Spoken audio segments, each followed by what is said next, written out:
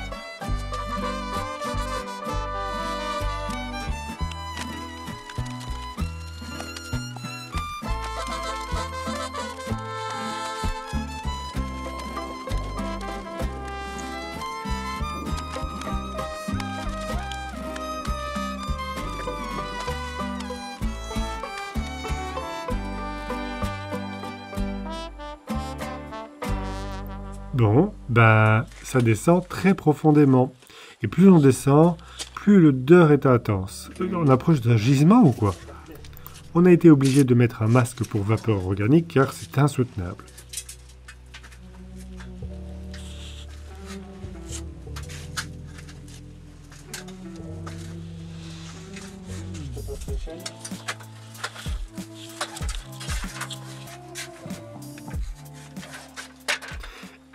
Et en plus, ça devient de plus en plus liquide avec la présence d'eau.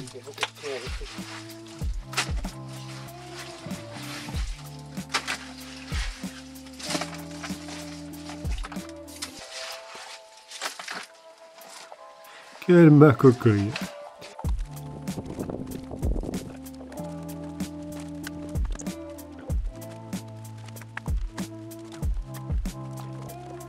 Mais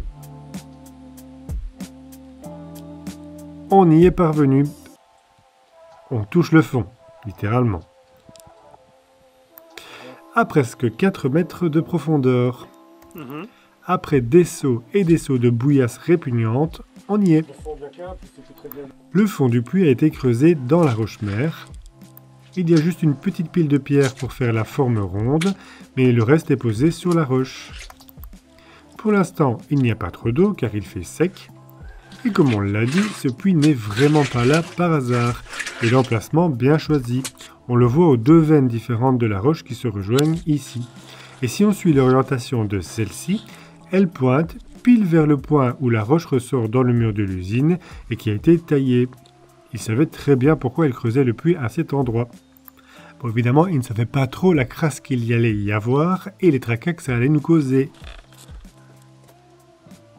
Enfin bref, et sinon, dans toute cette merdasse retirée, pas de grands trésors, un seau en métal, divers objets en bois ou en verre, une drôle de boîte en plastique, et puis un pied en bois, ou d'une jambe de bois, je sais pas. Et enfin, quelques munitions du même type que celles qu'on a retrouvées enterrées sous un abri. Mais pas de trésor, non. Pourtant, on a bien cru au trésor pendant un instant. Car en nettoyant le fond, on a remarqué sur les côtés quelque chose de brillant dans la roche. Brillant et jaune, de part et d'autre du puits. Et surtout que la partie entre les deux, dans le fond du puits, a été évidée. De toute évidence pour retirer cette roche contenant des particules brillantes. Et on a cru avoir trouvé de l'or dans le fond du trou. Mais non.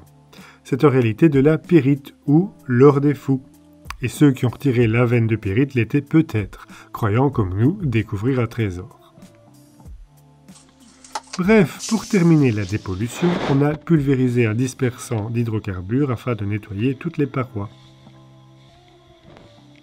La terre polluée, elle est donc rangée entre guillemets sur et sous ces bâches et on l'évacuera dans un second temps. Ça va encore coûter bonbon tout ça. Et en attendant, à côté du puits, il reste encore toutes les pierres qu'on a sorties et qui sortent le fioul. Et pour ne pas les mettre avec la terre et alourdir inutilement le cambouis, on a décidé de les nettoyer. Toujours avec du dispersant, un premier seau de nettoyage à l'eau, puis le nettoyage avec le produit, et enfin un rinçage.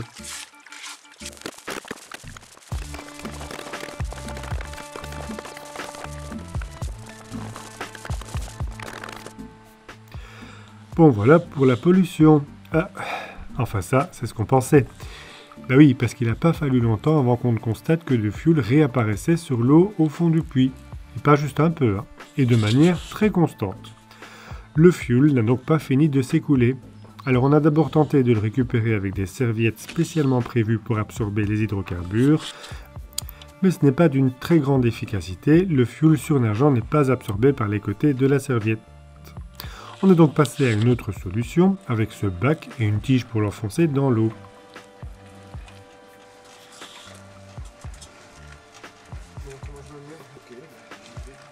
En faisant affleurer le bord du bac tout juste à la surface de l'eau, cela permet de récupérer ce qui flotte et donc le fioul qui s'est écoulé dans le puits.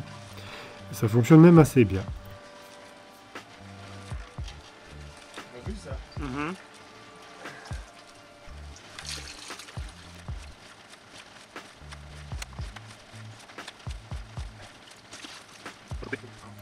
Ensuite, on vient avec la lingette sur la surface du seau, qui est plus petite, et où la pollution est concentrée, ce qui facilite le retrait avec ce tissu.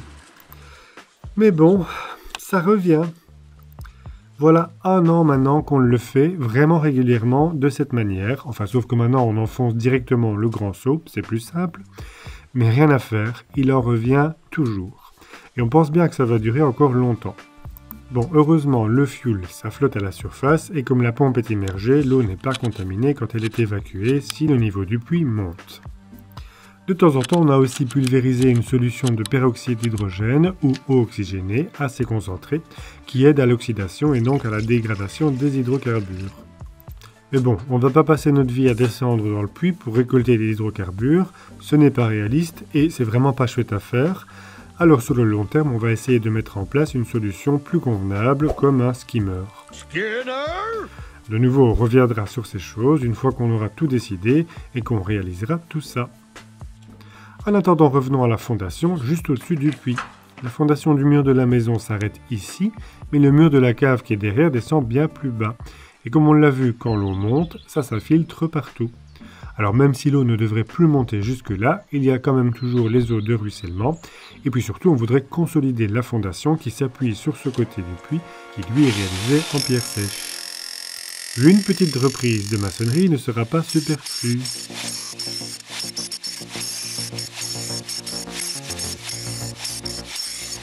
On a donc creusé sous les fondations jusqu'au mur de la cave. Une brosse métallique, non, une brosse... Ouais. Un petit coup de nettoyage des pierres du puits.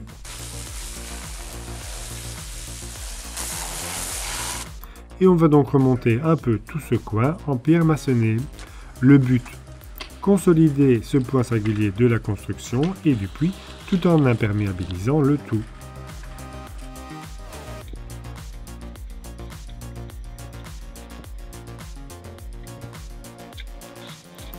Pour la fondation du mur, vous vous rappelez la base de mur de refend qu'on avait retrouvée en décaissant le sol de la maison? Eh bien, il y avait de très grosses pierres de fondation au bas de ce mur. On les avait évacuées et bien sûr conservées. Eh bien, il me semble que c'est le moment de les réutiliser, ou du moins une. Pas qu'elle tombe dans le puits, hein, parce qu'elle après... Faut pas quand je vais toucher, c'est toi qui dois me dire. Je peux descendre? Oui. Hop. Oh, ben voilà. Il n'y a plus qu'à réussir à la glisser vers le fond et terminer la maçonnerie. Maçonner, maçonner, maçonner, maçonner, maçonner.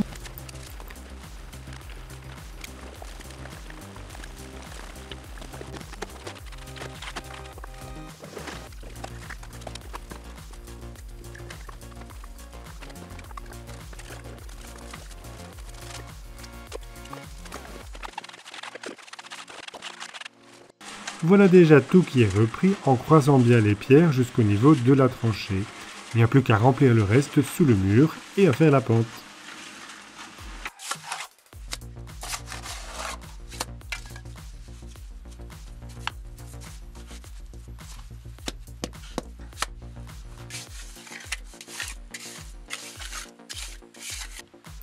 Pour l'évacuation de l'eau, on a donc mis cette pompe dans le puits pour éviter que l'eau ne monte et ne cause des soucis de remontée capillaire dans les murs. C'est un puits artésien, oui, mais c'est vraiment corrélé avec l'écoulement des eaux souterraines qui ruissellent après les pluies, car une fois l'eau évacuée, l'eau ne revient pas rapidement. Ceci dit, elle revient quand même en permanence, même lors de périodes assez sèches, on l'a vu cet été, même si c'est très lentement. Donc la pompe est une solution et suffit amplement. Et on peut vous dire que ça a été assez efficace car depuis la tempête Kirk le 9 octobre 2024 est passé par là comme stress test avec 80 mm de pluie en une seule journée. La pompe s'est déclenchée quelques fois sur la journée au lieu d'une fois tous les 2-3 jours et l'eau n'est jamais montée bien haut. Sans la pompe, ça aurait probablement déversé des mètres cubes d'eau partout dans la tranchée. Bon, ben avec le fioul qui revient tout le temps, on peut oublier d'utiliser l'eau et de tirer parti de ce puits. Dommage, ça aurait été intéressant, car bien géré, c'était de l'eau en quantité quasi toute l'année. Bref, on se pose des questions. À long terme, où faire aller l'eau et à quel niveau le maintenir? Et puis on s'est dit, tant qu'à faire, comme il y a les caves derrière, il faudrait maintenir le niveau assez bas et on pourrait alors faire aller l'eau à travers la cave, ce qui nous arrange dans le cas d'une évacuation naturelle. Le tube reviendrait vers le jardin ou lié à la conduite principale d'évacuation des eaux de pluie qu'il faudrait rejoindre. Malheureusement, elle est beaucoup plus haute que le sol de la cave. Il faudrait alors faire une sorte de siphon dans le sol. Bon, on va déjà voir si c'est possible de connecter le puits à la cave. On a donc calculé la position et la direction du puits par rapport à la cave. Et comme le sol n'a pas encore été refait, ça tombe bien. Et par chance, c'est tout juste depuis le coin, histoire que la distance ne soit pas trop grande. Et ici, ce sera un peu plus de 1,60 m à creuser. Bon, il faut déjà rouvrir le mur dont on avait repris la fondation au mortier ciment. Dur, dur.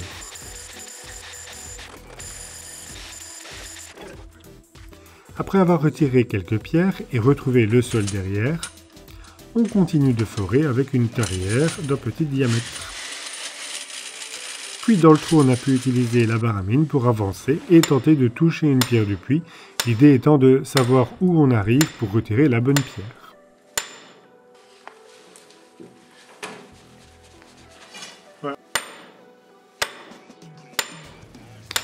Bon, on n'a pas filmé, mais on a pu trouver la pierre depuis le puits. On sentait laquelle était la bonne. On l'a retirée, et là, toute une partie du puits s'est effondrée. Les pierres ne sont pas maçonnées, bon ça on le savait, mais elles sont à peine croisées.